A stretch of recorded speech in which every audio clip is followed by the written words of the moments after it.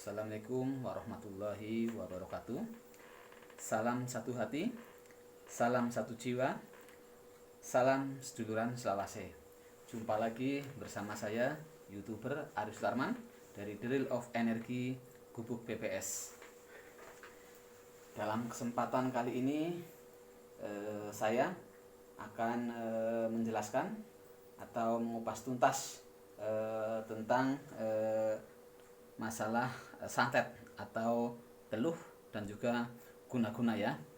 Karena seperti yang kita ketahui, Indonesia ini terdiri dari berbagai suku.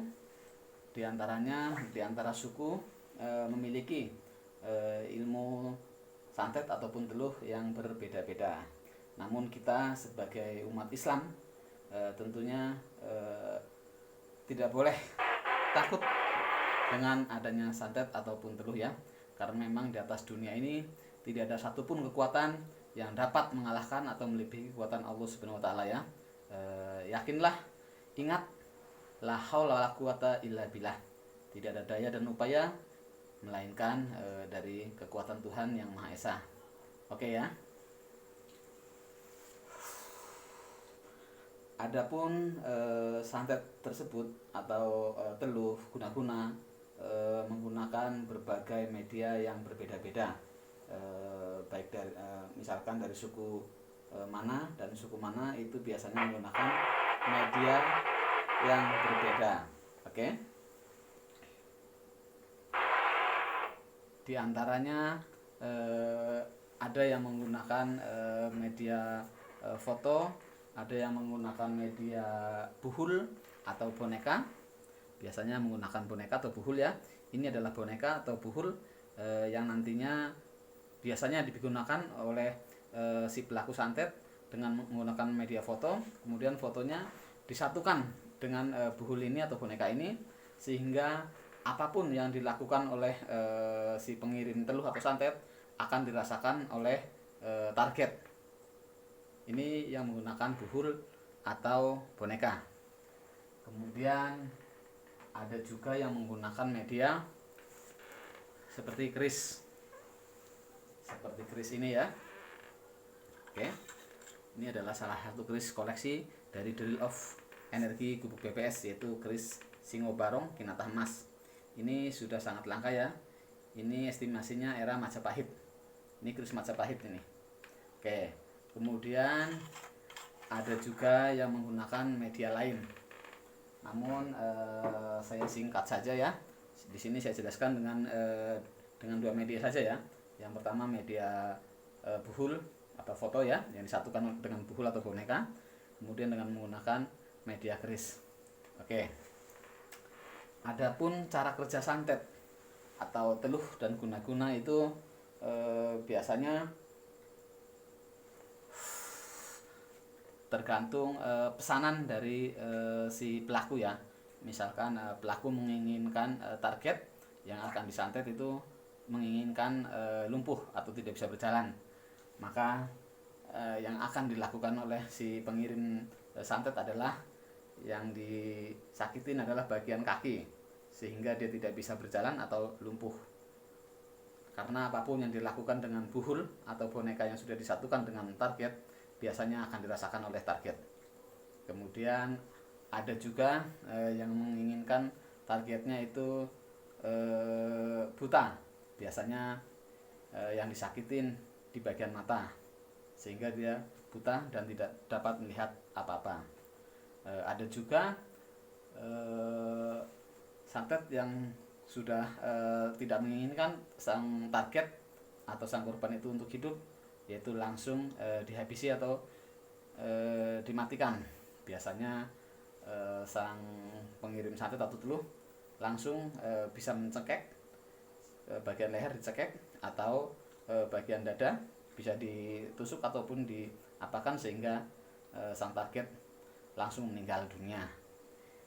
Itulah cara kerja santet. Memang kita sebagai manusia atau sebagai umat Islam tidak boleh takut kepada yang namanya santet ataupun teluh. Takutlah kita hanya kepada Allah yang Maha Kuasa ya. Takut hanya kepada Allah Subhanahu wa taala, karena memang apapun ilmunya di atas dunia ini tidak akan ada yang melebihi dari kekuatan Allah Subhanahu wa taala ya. Ingat, la haula wala quwata illa billahil aliyul azim. Oke. Itu tadi cara kerja ya, santet yang menggunakan buhul atau boneka. Kemudian cara kerja santet yang menggunakan keris atau pusaka lain ya. Biasanya keris yang masih aktif biasanya memiliki khodam ya. Namun jika kita bicara khodam ataupun penunggu dari suatu keris, tidak semua awam bisa melihat dan membuktikannya. Seperti penjelasan saya di video sebelumnya, manakala kita bicara energi, maka semua orang akan dapat melihat dan membuktikannya. Namun begitulah, jika media santet atau teluh yang menggunakan keris, biasanya keris itu masih aktif atau masih berkhodam atau masih ada penunggunya. Biasanya disitulah para pelaku santet menggunakan keris itu dia meminta tolong atau meminjam dari energi atau kekuatan dari keris itu untuk menyakiti target atau seseorang yang diinginkan. Biasanya sang pelaku itu menggunakan atau menyediakan sesaji lengkap untuk persembahan dari keris itu sendiri yang untuk melakukan santet atau teluh. Kemudian sang penunggu keris atau khodam dari keris itu kemudian bekerja sesuai permintaan si pelaku dengan sesaji yang telah disediakan ya. Begitulah cara kerja santet atau teluh. Untuk itu kita sebagai umat yang beragama tidak boleh takut terhadap apapun, tidak boleh takut terhadap kekuatan apapun, kecuali takut hanya kepada Allah Subhanahu wa taala. Oke? Karena sebaik-baiknya pelindung, sebaik-baiknya penjaga adalah Allah Subhanahu wa taala. Oke?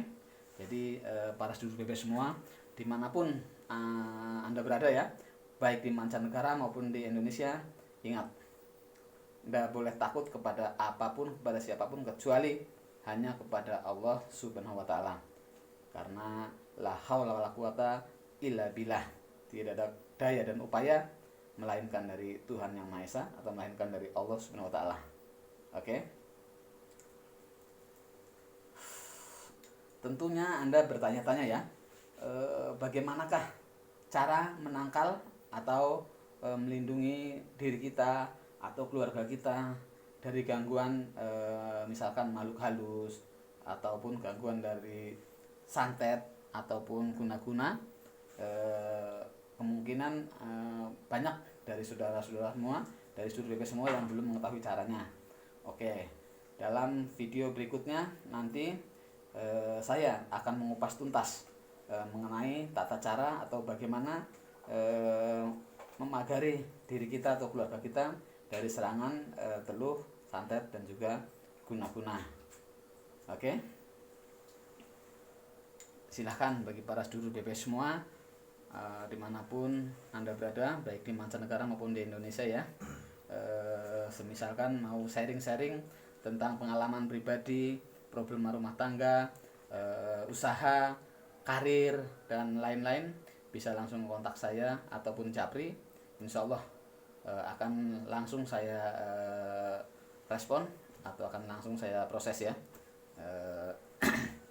Namun untuk mengenai tentang pagar goib atau penangkal santet dan guna-guna, nanti saya akan bongkar dalam video berikutnya ya.